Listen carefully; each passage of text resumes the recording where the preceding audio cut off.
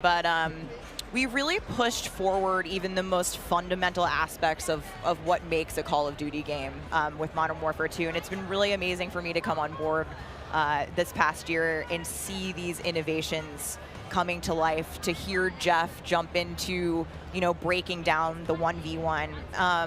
And personally for me, water. Our water, I've seen the memes, we love water. It's really hard to make in games.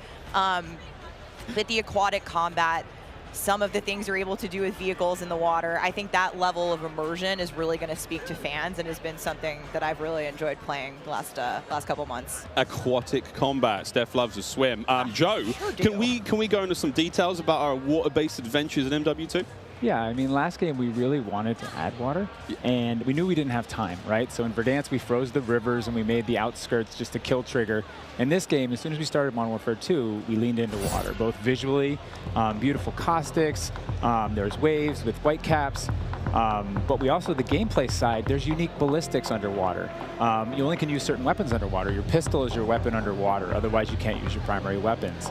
But it's also a nice cover or evasion mechanic. If you're getting shot at, you can dive into the water, and as you get deeper, it gets murkier. Like the farther you are from something, you can't see it. And so it's been super fun for us to dig into water and really flex on what water could be in Call of Duty. And you saw the boats and the mine that floats, and every piece of equipment has been filtered. Like, how does it work through water? Like, we had to look at everything in the game and say, how does it work in water? What's the best version? Our vehicles will just slowly submerge. They really would, instead of blinking out. Yeah, everything. A lot of details. The behaviors are awesome. Oh my God! Well, I can't quite wait to literally dip my toes into those waters. But guys, let's not forget about the ground and the air. Like, I mean, what else is going to be coming to the movement system, Joe? What do we got? Well, last game we did mount, and we had slide, and even though we're a military shooter, fluid movement is super important to us. So this game, as you saw in the trailer, you can see here on the video, we have a new ledge hang mechanic, and that's essentially a high mantle. But instead of doing a high mantle and throwing yourself up over into combat, you can now peek. If you have a pistol, you can pull that pistol out and use that.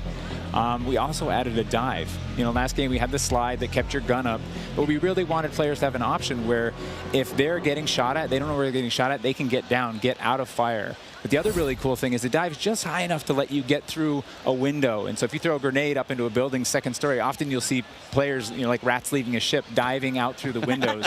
And it's just another option for players in combat. Yeah, and all of these dynamic movements mean you can interact with vehicles specifically in a very cool way. I'm going to save some of that gas for when we get to Warzone 2.0, but it's really exciting. All right, vehicle details to come. But now, guys, let's talk about equipment. Obviously, Call of Duty, crazy sandbox, a lot of cool toys to play with. Joe, what are some of the new new items that we're going to be throwing at each other and equipping and using and all sorts in the next game? I mean, you saw some cool stuff in the trailer. You saw the drill charge. You saw the shock stick. One of the other cool ones you saw is the inflatable decoy. And this is a mine that you can throw out, and it basically sits there. And if a player gets close to it, it auto-deploys and basically inflates like a car airbag going off. And it faces the person that triggered it, and so it's a great distraction technique. You can also fire it off with a clacker if you want to control when it goes off. You can throw it in water, and here you just saw the DDoS.